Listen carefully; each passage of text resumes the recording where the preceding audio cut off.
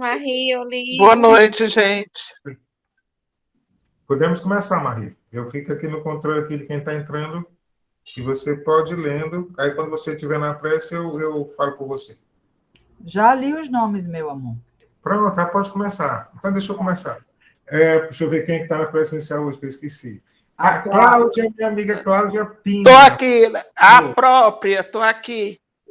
Muito bem, Cláudia. Tá tudo bem, gente? Tudo em paz. Pronto, podemos? Podemos, sim. Bom, por favor, quem quiser, feche os olhos. Senhor Jesus, amigos espirituais, muito obrigada por esse momento de luz, por esse momento de paz, por esse momento, Senhor, em que nos recolhemos à nossa intimidade e te pedimos, Senhor, as tuas bênçãos amigas, as tuas bênçãos amiga,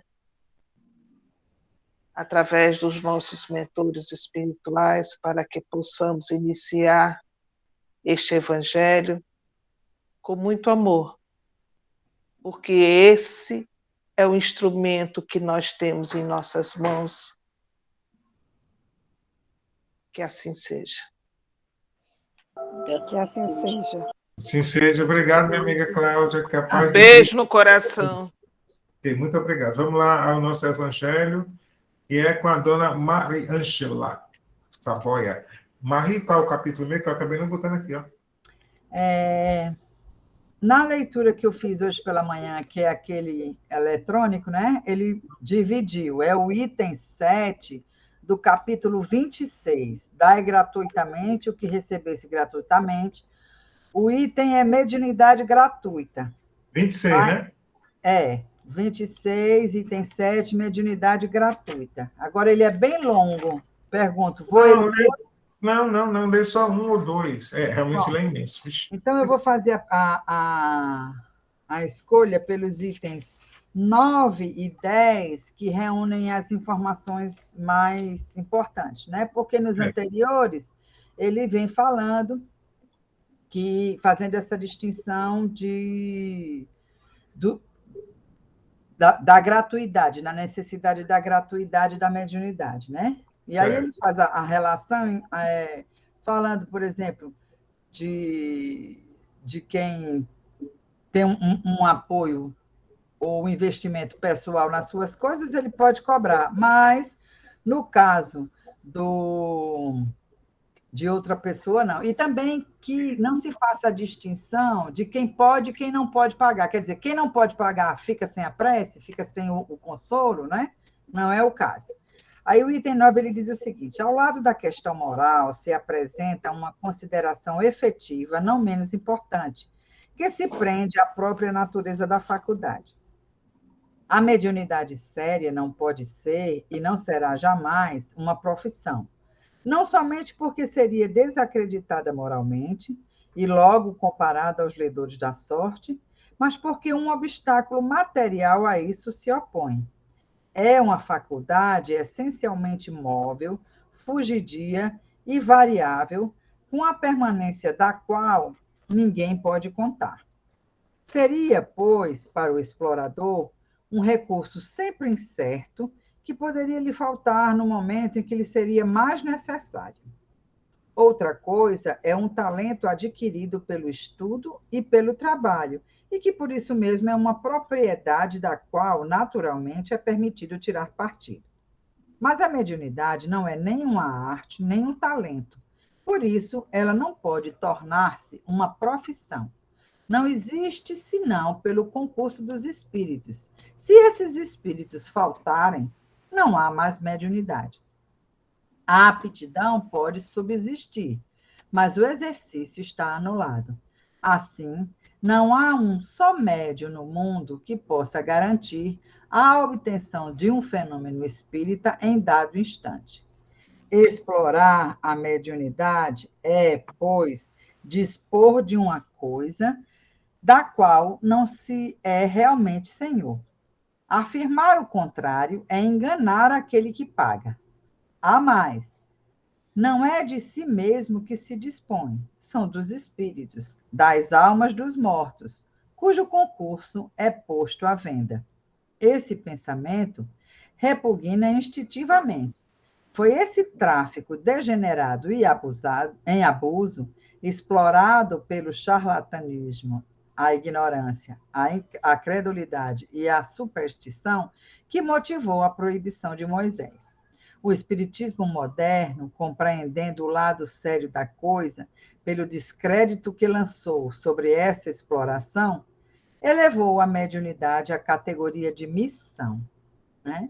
E ele faz a referência aqui ao livro dos médiuns e ao céu e inferno. O céu e inferno vai falar exatamente sobre essa proibição de Moisés, né? Por que que a lei mosaica proibia essa chamada essa evocação, vamos dizer assim, dos espíritos? Porque ali naquele tempo também ainda tinha um agravante da necessidade de Moisés controlar aquele povo que vinha de uma tradição cultural muito diversa, né, da proposta que estava sendo dada ali, nos 10 Mandamentos. O livro dos médiuns, que é a base de estudo, né, para todo aquele que deseja exercer a mediunidade, é ainda mais exigente, né? Ele fala em diversos pontos, faz essa ressalva, né? Citando, por exemplo, que os médiuns interesseiros não são unicamente aqueles que poderiam exigir uma retribuição fixa.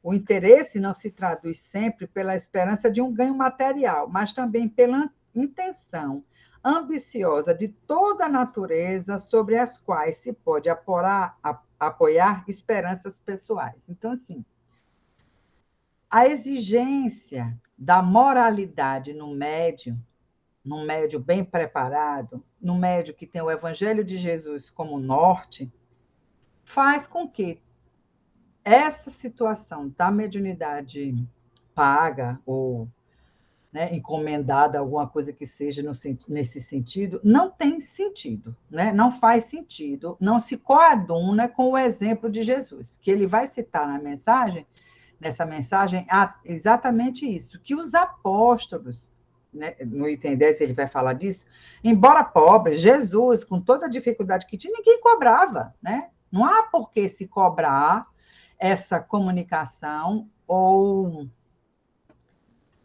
qualquer outra, ou a prece, ou o que quer que seja, né?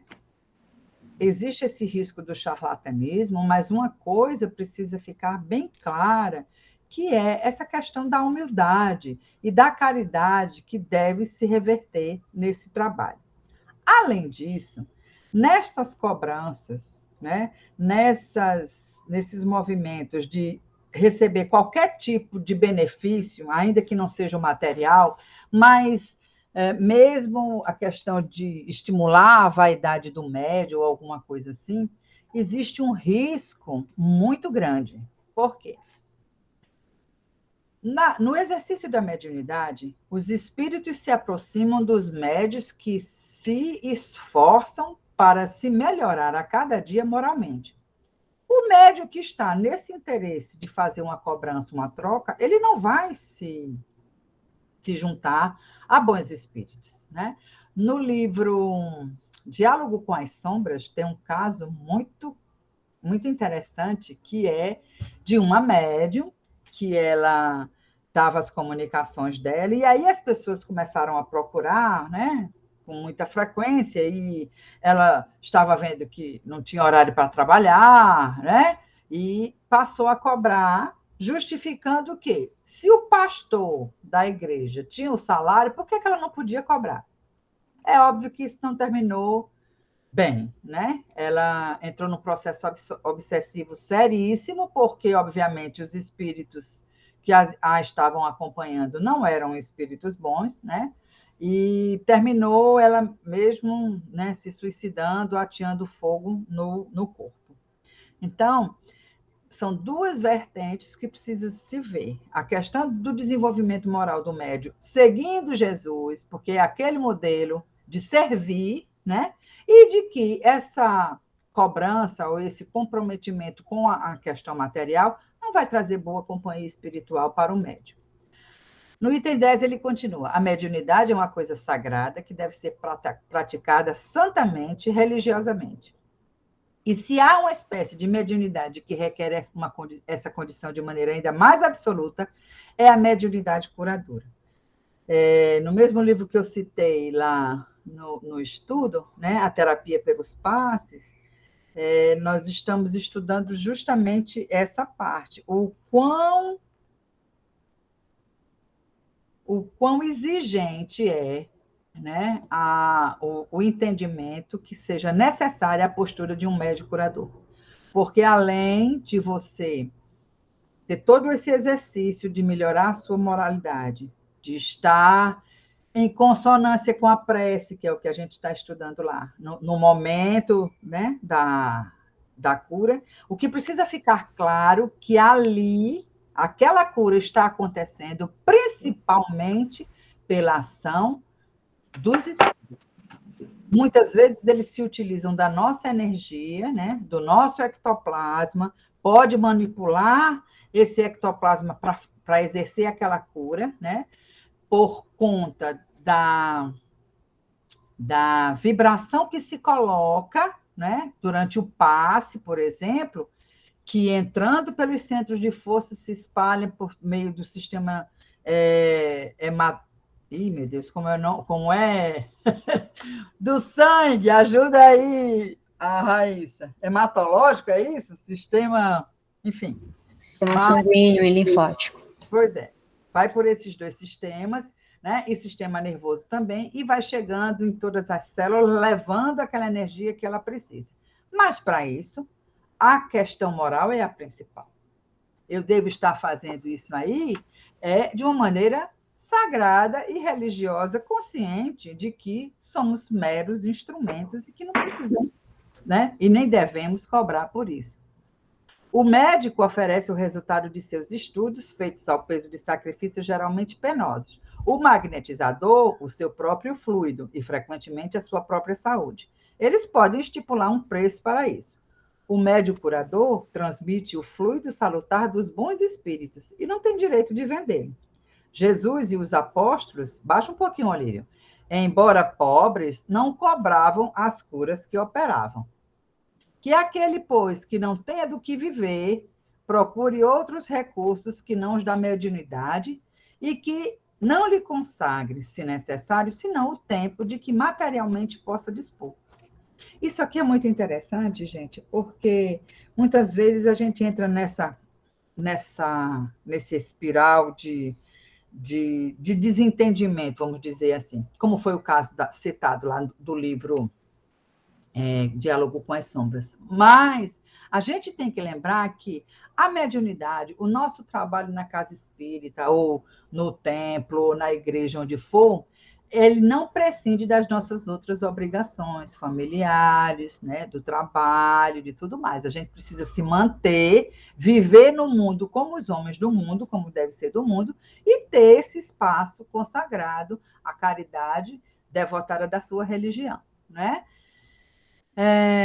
Os espíritos levarão em conta o seu devotamento e os seus sacrifícios, enquanto que se afastarão dos que pretendem fazer da mediunidade um meio de subir na vida. Agora, uma outra questão aqui que eu acho importante a gente abordar, que todas as vezes que a gente fala, né, ou estuda essas questões de mediunidade desviadas, muitos casos aparecem, o mais recente foi o de João de Deus. Mas eu gosto sempre de pontuar o outro lado, né? Existe o João de Deus e N outros que existiram, porque existem aqueles que vão procurar esse caminho fácil, né, ilusório, e que se submete a isso. Há necessidade de nós também compreendermos, como está no estudo, como aconteceu no estudo agora que a gente fez da prece, compreendermos que os nossos sofrimentos, eles são consequências das nossas experiências anteriores, né? Nós tanto trabalhamos daqui para frente, somos os artífices do nosso destino, como somos também, trazemos, né, os débitos que nós amealhamos ao longo das existências. Então, que a gente tenha também essa acuidade, né?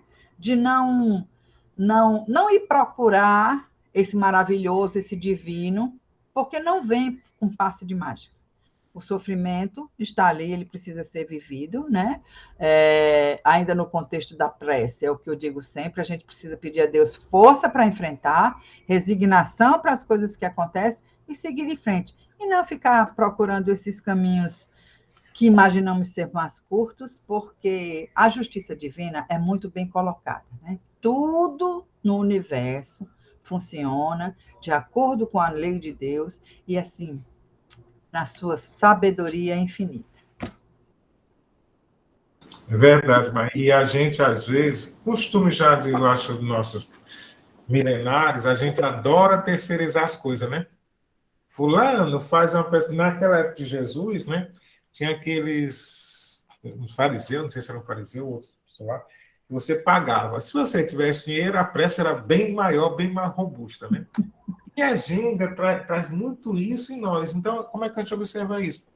Aí você está passando por um problema. Não, eu vou ali, qual o caminho mais correto? Você fazer sua reforma e procurar se melhorar. Não, eu vou ali fazer um magnetismo, fazer aquilo vai me ajudar. Ajuda, gente, mas nós precisamos da cura completa do nosso espírito.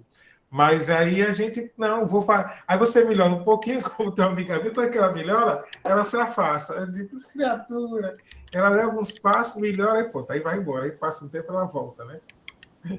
É isso. Olívio, Mariângela, só um complementozinho. Quem tiver alguma dúvida em relação ao que a Mariângela comentou, é só ler ou reler o livro Os Mensageiros, André Luiz e Chico Xavier. Quantidade de médios que faliram, né? Foi tão grave que eles se tornaram, aspas, múmias perfeitas, né? Quer dizer, há tempo que eles ficaram ali porque faliram, né? A gente tem esse exemplo também para a gente citar, em relação à mediunidade, que a gente não tem compromisso, né? Que a gente fale, né? Na mediunidade. E quando eu estou falando isso, eu lembro só de Jesus. Jesus veio para fazer aquela cura do corpo material ou do corpo espiritual, né? E ele fez as duas coisas. Conta-se que, a Bené contou para mim, que a maioria teve um grupo de encarnados que Jesus curou e todos voltaram a adoecer com pouco tempo. Eu não sei quem foi, acho que foi o Bené que falou, foi a Marie que falou, nem lembro mais quem foi. Obrigado, Marie, eu acho que a gente complementou aqui. Vamos agora para a nossa mensagem. Ixi, agora deu um branco. Sou eu, Olívia. É tu, Márcia Quecatunda? Senhor. Qual é a mensagem, Márcia? A mensagem é Sois a Luz, do livro Sublime Sementeira, de Emmanuel. Raíssa, tu consegue? Antônio do Xavier. Só um minutinho. Pronto, deixa a Raíssa pegar rapidinho. Tá. A Raíssa é bem rápida, eu sou mais lenta, acho que é a idade. Isso é ligeira mesmo, viu? Raíssa é. A Raíssa complementou aqui, é o sistema hematopoético, viu? Espera. Respeita o nome, viu? Dá para lembrar bem. Não é lindo? Uhum. Acho que eu vou botar no nome do cachorro, com esse nome, que legal. Pensei que tu fosse dizer que ia botar no nome do teu próximo filho. Eu ia colocar, mas como eu não posso mais ter filho, eu vou guardar esse nome para outra encarnação. Era exatamente isso que eu ia dizer, só se for na próxima. Rapaz, legal quem lê Evolução em Dois Mundos, que é tanto nome, que você dá um nó no cérebro. A Raíssa, como bióloga, eu comecei a ler com o meu pessoal, lembro 3 meses, mas a gente penou um pouco. Pronto. Olha aí, menino exemplar. Pois não é? Sois É mais uma a... das filhas da Fernanda, né? Segundo a Fernanda, é mais uma das filhas dela. Não sou da Fernanda, não, da evangelização também. A Fernanda quer ficar com tudo para ela, sozinha, né, Raíssa? Como é a história, eu não sou egoísta. Porque divida a Raíssa com a gente. Eu divido. Agora, Sois a Luz,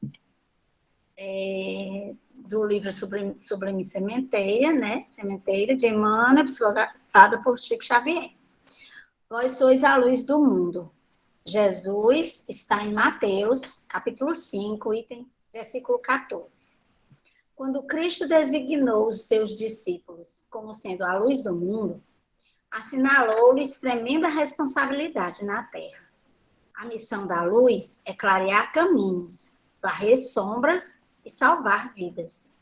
Missão essa que se desenvolve invariavelmente à custa do combustível que lhe serve de base. A chama da candeia gasta o óleo do pavio. A iluminação elétrica consome a força da usina. E a claridade, seja do sol ou do candelabro, é sempre mensagem de segurança e discernimento, reconforto e alegria, tranquilizando aqueles em torno dos quais resplandece. Se nos compenetramos, pois, da lição do Cristo, interessados em acompanhá-lo, é indispensável a nossa disposição de doar as nossas forças nas atividades incessantes do bem, para que a boa nova brilhe na senda da redenção para todos. Cristão sem espírito de sacrifício é lâmpada morta no santuário do Evangelho.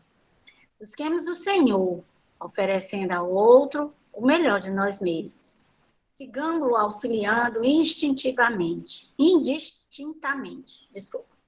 Não nos detenhamos em conflitos ou perquirições sem proveito. Vós sois a luz do mundo, exortou-nos o Cristo. E a luz não argumenta, mas sim esclarece e socorre, ajuda e ilumina. Emmanuel. Então, o texto começa falando que em Mateus, no capítulo 5, no versículo 14, Jesus diz que somos a luz do mundo. Aí ele fala que a luz, né, clareia, ilumina, tira da sombra, né, elimina a sombra, salva vidas e clareia caminhos. Ou seja, ela nos orienta na direção certa para que a gente possa desviar com segurança dos obstáculos, ou seja, ultrapassar aquele obstáculo através da luz que serve para fazer com que a gente perceba, né, a dificuldade que está na nossa frente. Então, por que Jesus diz que nós somos luz, né? Porque cada um de nós temos uma tarefa a realizar. Eu tenho uma, Maria Ângela tem outra, né? Cada um da gente tem uma tarefa a realizar. E a realização dessa tarefa, da forma mais correta que a gente puder, vai servir de exemplo para o irmão que está na nossa frente, que está no nosso lado, né? Então, nós somos, a partir dessa questão do exemplo, né, a gente vai servir de luz. Por quê? Porque são as minhas ações que vão comprovar a minha fala. Ou seja, o que eu falo, né, pode ser luz para o outro. Quando falta energia, que aí você está na sua casa, aí você diz assim, peraí, fulano, cuidado aí, no meio tem uma cadeira, cuidado tem não sei quem, entendeu? Então, essa luz, quando acende, ela serve para que a gente observe e passe com segurança dos obstáculos, dos desafios, né, que a gente tem na vida. Então, como espíritos, a gente tem uma meta a atingir, né? E para que a gente atinja essa meta, a gente precisa de algumas virtudes. E a luz que faz com que a gente se fortaleça, com que a gente consiga enfrentar as dificuldades, se chama fé, né? Então, porque ela vai iluminar o entendimento, a nossa aceitação. E é essa luz da fé, né, que eu estou pegando aqui a fé, no caso, como exemplo, que vem de Deus para nós, ela se espalha de formas diferentes. Para quê? Mas mesmo se espalhando de formas diferentes, nas crenças, o destino da luz é uma só, né? Da direção é uma só, que é a Deus. A gente, mesmo por caminhos diferentes, a gente vai um dia chegar a Deus por causa dessa luz, que é a fé. E eu peguei esse ponto para contar para vocês uma coisa que aconteceu antes de ontem comigo. Eu tive um sonho, era tanta gente, tipo uma procissão, assim, via gente de tudo quanto era lado. Tinha uns com as velas acesas, tinha outros caminhando, mas eu percebi que todos estavam em oração. Era num campo muito grande, uma multidão. E tinha um ponto, aí eu dizia assim, Paulinho, eu estava com o Paulinho, eu dizia, Paulinho, a gente tem que ir para o auditório, porque o auditório é maior. Mas quando eu peguei, eu e o Paulinho, a gente foi para o auditório, da janela que a gente estava, a gente viu essa multidão se dividindo. Então, os que tinham a vela acesa iam por um caminho e os outros entravam no centro espírita.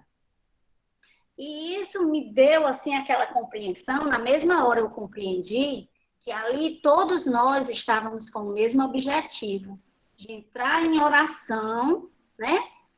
Por algo, por um trabalho que a gente estivesse fazendo no plano espiritual. Mas, de acordo com a luz que você recebe, a fé, a crença que você se direciona, né, no teu estado evolutivo de compreensão, eles seguiram cada um, mas no fim, a gente ia se encontrar. Eu achei muito interessante esse sonho, entendeu? Ele mostrou que a luz que vem do Cristo é uma só. Os caminhos que a gente segue, iluminados por ela, podem ser caminhos diferentes, mas que a gente vai chegar a ela, a Deus, todos da mesma forma. Foi isso que eu entendi. Quis passar para vocês. Lindo sonho, né, Márcia? Alguém mais quer falar alguma coisa? Muito lindo, Olívio, muito lindo, foi muito bom. Você sabe que eu ia falar uma coisa, Márcia, e vou falar agora. Eu estava me lembrando de uma coisa, aí eu falo, não falo. Gente, essa semana, não, foi semana passada, a Dariana até ouviu, uma amiga nossa lá do outro evangelho, aí ela conversou com a outra amiga nossa que trabalha com a gente também. Ela disse que viu na casa da nossa amiga cheio de irmãozinhos lá assistindo o evangelho. Então, a minha compreensão hoje é que nossas casas, quando a gente faz o evangelho online, se transformam em verdadeiros mini auditórios, em algumas casas com 10, 20, 30, de conformidade, que eu acho que a gente também trabalha nisso, é que aqueles irmãos encontram irmão necessitado. Então, nossas casas, nesse momento que a gente faz esse evangelho online, ficam lotadas de irmãos que vêm assistir esse evangelho. E são muito beneficiados. A gente pensava fazer evangelho online, não, gente. E outra coisa, eu estava conversando com a Dariane, eu acho que o grupo é pequeno, menor, a gente fica tão sintonizado que quando a gente faz esse evangelho, não é querendo dizer que esse aqui é melhor do que o outro, não, mas a gente acaba tão harmonizado que a gente fica esse grupo que a gente acaba envolvendo muita gente. Nós não temos ideia de quantos irmãos a gente pode ajudar nesse evangelho. Era isso. Agora vamos para a nossa finalização com a nossa equipe. O livro Mensageiros também traz isso, bem descrito, né, Fernanda? Eles vêm justamente em auxílio, André Luiz e os mentores vêm em auxílio a uma reunião, a um evangelho no lar que é feito aqui na Terra. É daquela senhora, né? Lembrei agora. Na casa da Isabel. É a casa da Isabel. Para esse evangelho, eles trazem muitos espíritos que precisam também aprender e se beneficiar com o evangelho. E assim, a coisa da sintonia, nós não estamos sós, né? A coisa, a gente são várias casas, né? Mari, e cada casa se torna um ponto, né? Olha quantas pessoas estão nesse evangelho hoje. E aí, cada casa se torna um ponto de encontro desses irmãos, né? É muito interessante. É uma teia, né? É uma teia que se forma. Isso mesmo. É isso. Regina, minha amiga, prezada irmã, foi um prazer reencontrar nessa encarnação. Todos nós, né, gente? Não só vivo, mas... Recíproco, meu irmão, recíproco encontrar vocês. Porque nós não estamos nos encontrando, nós estamos nos reencontrando. Todos nós aqui. O carinho que nós temos é muito grande para ser de um encontro. E aproveitando essa fala... Regina? Oi, Fê. Regina, minha amiga, eu não coloquei meu nome na vibração, mas eu peço para que faça uma vibração para mim, por favor, viu? Tá certo. A Marie leu no comecinho, não foi, Marie, o nome das Pô, era pessoas? lindo. Mas na Era hora que lindo. foi, eu mentalizo, viu, minha Tá irmã bom, querida? obrigada, obrigada. Não há de quê, meu amor. Nós vamos aproveitar que tivemos uma fala muito esclarecedora do Evangelho, com uma mensagem que encaixou tão bem dentro do que nós ouvimos hoje, e podemos dizer que nós fomos muito bem nutridos de luz. E essa luz que vem não é para absorvermos nós. Uma lâmpada não se acende só para ela. Uma lâmpada, quando é acesa, ela ilumina, mesmo aqueles que não querem ser iluminados, a luz alcança. Numa sala onde se acende uma luz, todos que estiverem lá vão ficar no claro. Os que querem estar no claro e os que também não querem. Então, nós somos luzes, como foi bem dito aqui com a Márcia, somos luz no mundo. E nesse momento, nós simplesmente nos acendemos mais ainda, como se um interruptor espiritual tivesse nos ligado e nos feito mais iluminados, porque nós recebemos uma quantidade maior, porque nós vamos agora compartilhar. Nós vamos atender a fala de Jesus quando disse: ide curai os leprosos, ressuscitai os mortos. Eu acho isso tão lindo, eu acho isso tão forte, eu acho isso de um voto de confiança que Jesus deposita em nós e de uma responsabilidade tão grande que nós temos que entender que agora nós vamos simplesmente fazer isso. Somos a luz do mundo, a nossa luz está acesa e nós vamos sair curando os leprosos, ressuscitando os mortos. Que a nossa condução seja visualizada por cada um da maneira que conseguirem visualizar dentro da sua criatividade. Mas nós estamos andando com Jesus à frente. A luz do Mestre é tão grande que é impossível não nos iluminarmos com essa luz. E nós vamos simplesmente focalizar, canalizar essa luz de imediato nas ruas, onde nossos irmãos vivem, muitas vezes esquecidos, tão triste nesses momentos de chuva, nesses momentos de doença, não ter um lar para voltar no final do dia. Tão triste ver pessoas passando confortavelmente em carros ou a pé e não nos enxergar. Que nós possamos enxergá-los e chegamos lá na cura desses leprosos de alma, leprosos de abandono, e abraçá-los com a força do nosso amor. Visualizando agora aquelas criaturas que todos nós conhecemos tão bem, em pontos tão estratégicos que nós já conhecemos tanto, que é tão fácil chegar lá e o abracemos. O abracemos com todo o amor. Aconcheguemos ao nosso coração, onde a luz se irradia, e envolvamos esses irmãos na nossa vibração de amor. Esse amor vai sair em forma de luz. Abracemos esses irmãos. Nesse mesmo embalo, nas ruas ainda, nós vamos adentrar os hospitais. Aquele que nós conhecemos, que passamos perto, desde os hospitais suntuosos das nossas cidades, até aqueles hospitais miseráveis, os postos de saúde, onde nossos irmãos se encontram enfermos. Um leito de hospital não marca a riqueza. O desconforto, a enfermidade, ela judia do mesmo jeito, ela maltrata do mesmo jeito. Abracemos esses irmãos com a força desse amor, levando a cura que Jesus nos falou: curai, ressuscitai, ressuscitemos neles a esperança, levemos para ele a luz, para eles enxergarem o caminho, para eles visualizarem em sua frente portas de saída e se ergam. Abracemos esses irmãos com a força do nosso amor, aconcheguemos junto ao nosso peito, onde irradia muita luz, a luz de Jesus, a luz que somos nós. Que possamos, meus irmãos, visualizar nas ruas também aqueles rapazes, homens, mulheres, entregadores, rapazes no sentido de irmãos, que passam de uma ponta a outra da cidade, muitas vezes cansado, com mais de 12 horas de trabalho, muitas vezes mal pago, mal assistido, humilhados, que transitam costurando a nossa cidade, são irmãos em busca do ganha-pão.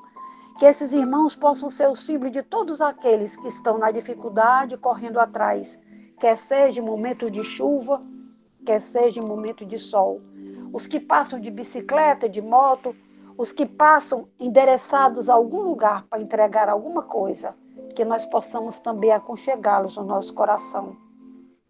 Aconcheguemos esses irmãos. Que possamos também levar essa vibração de amor na fala que foi dita da nossa irmã Marie no Evangelho aos falsos profetas, aqueles que utilizam a mediunidade de uma maneira errada, são tantos. Como será que nós também estamos utilizando a nossa mediunidade, já que somos médium 24 horas de todos os dias? Será que estamos levando a palavra que conforta? Será que estamos levando o pensamento que anima? Ou será que estamos simplesmente sendo médio quando estamos nas nossas casas espíritas? Vibremos por esses irmãos que equivocadamente trocam a mediunidade por salários materiais, perdendo a bendita oportunidade de ajudar, de trazer a luz. Vibremos, visualizando esses irmãos, inclusive um foi citado no nosso abraço carinhoso e fraternal, levando a luz do acordar, do despertar, do arrependimento. Vibremos. E agora, meus irmãos, como fazemos sempre, nós vamos aos nossos lares, esses lares que nós nos encontramos nesse momento, nossos ninhos de amor, a escola, o hospital, o aprendizado, levando especialmente para os corações dos nossos entes queridos que convivem conosco, daquele que tem a maior facilidade do mundo de acomodar no nosso coração, aqueles que ainda rebeldes, nós lutamos para mudar alguma coisa ou simplesmente para amá-los com maior facilidade. Vibremos pelos nossos lares, pelos nossos familiares, que é aqueles que moram conosco ou aqueles que já não estão do nosso lado, mas que são familiares consanguíneos que precisam muito dessa vibração de amor. Vibremos. E agora, meus irmãos, vamos finalizar com aquelas criaturas de Deus que nunca nós devemos deixar de lembrar em nossas preces e em nossas vibrações, que são aqueles clandestinos da espiritualidade, aqueles que aportam na espiritualidade por uma porta tão triste, praticamente não deveria nem existir a porta do suicídio. Que a gente possa levar esse abraço de soerguimento que eles descrevem, que recebem em forma de serenidade e de paz. Nós conhecemos tão bem isso nos livros. Abracemos esses irmãos com a força do nosso amor, vendo neles o filho amado, o marido amado, o irmão amado de alguém. E nessa mesma vibração de amor, vamos seguir o fio de seu coração e adentrar os seus lares. Lá, nós vamos simplesmente iluminar toda a casa, que nós sabemos que fica tão sombria. Nós sabemos que a tristeza no coração é tão grande que irradia até nas paredes físicas. Iluminemos esses lares, ergamos esses familiares, sussurrando nos seus ouvidos palavras de amor, palavras de força. Vocês não têm culpa. Eles estão bem, estão amparados, vão se erguer. E a luz de Jesus está sempre brilhando. Levantem-se e andem. Vibremos por esses lares. Nesse mesmo embalo, vamos chegar aos leitos de dor, onde nossos irmãos para-suicidas estão se recuperando de tentativa de suicídio. Vamos levar também a força da esperança, da melhora do novo dia e da certeza de que tudo passa, a dor passa e a esperança há de chegar. Vibremos pelos nossos irmãos que estão em leito de dor, se recuperando de tentativa de suicídio. E essa mesma vibração também chegue como um sopro de amor nos corações daqueles nossos irmãos que estão com ideia ou ideação suicida. Sejamos nós a abraçá-los. Levantem-se, meus irmãos. Tirem de suas cabeças, de seus corações essas ideias. Amanhã um novo dia há de chegar. Se for dia de chuva, procuremos ver a beleza na chuva que lava a nossa tristeza, nossa dor, nossas angústias. Se for um dia de sol, procuremos ver a luz do sol a irradiar na nossa alma, limpando os resíduos, trazendo a luz que ilumina e que nos mostra uma grande e maravilhosa estrada. Ainda que andemos no vale da sombra, não temeremos mal algum, porque nunca estamos sozinhos. E ouvindo a fala de Jesus que nos disse, nenhuma das ovelhas do meu Pai ficará para trás. Vamos agora simplesmente agradecer a esse pastor divino. Senhor Jesus, ovelhas do teu rebanho, ainda maltrapilhas e sujas, Senhor, nos misturamos nas ovelhas brancas, espertas, que correm, que te seguem com tanta facilidade, mas estamos no meio delas, porque tu nos mantém no meio delas, para que possamos olhar na sua disposição e fazer também exemplo em nós, e nos tornarmos assim.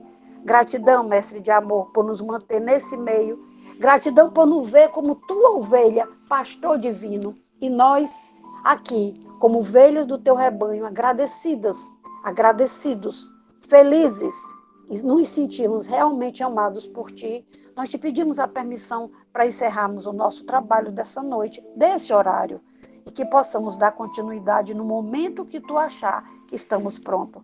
Porque, Senhor, a certeza da tua presença, do teu caminhar conosco, da tua mão amiga, nos faz sermos ovelhas felizes em busca da luz, que um dia seremos contigo, Senhor, sempre. Que assim seja. Assim seja, gente. Muito obrigado a todos. Mais Obrigada, uma meus vez. irmãos. Obrigada. Seja. Boa noite, meu povo. Gente, eu não passei muito, não. É porque eu já comecei a vibração meio tardinho, não foi também, viu? Me perdoem aí. Tranquilo, Foi gente. ótimo, Regina. Tranquilo, não vamos ficar tão preocupados com isso, não. Obrigada, meus irmãos. Foi muito bom o evangelho. Obrigado. Boa noite. Boa noite. Boa noite, Eliomar. Boa noite, gente. Boa Boa noite. noite a todos. Boa Dei uma mentalizada também. Obrigada, amor. Boa noite. Meu povo, meu Boa maridinho noite, está aqui gente. Muito arriado de obrigada. gripe também, sabiam? Oh, meu. Tá. Meu marido está arriado, tá desde quarta-feira, arriado. Tomara a Deus que seja só uma gripezinha simples, porque amanhã, se ele continuar, segunda-feira vai ter que ir ao hospital para ver se é novamente Covid, ou se é a nova H2N8. H3N2, né? H3N2. É H3N2. Tomara, meu Deus, mas eu tô muito esperançosa.